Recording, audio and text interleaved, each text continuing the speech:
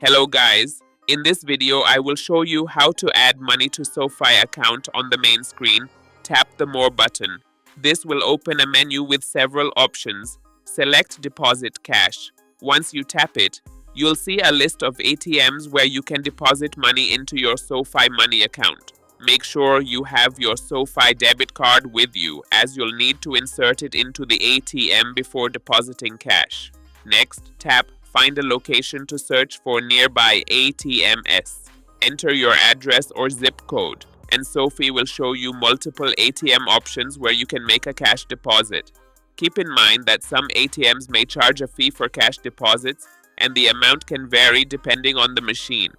After locating a convenient ATM, simply visit it, insert your card, and deposit your cash. The money will be added to your SoFi Money account. Don't forget to like this video, subscribe to our channel, and share it with friends for more useful mobile and tech tips.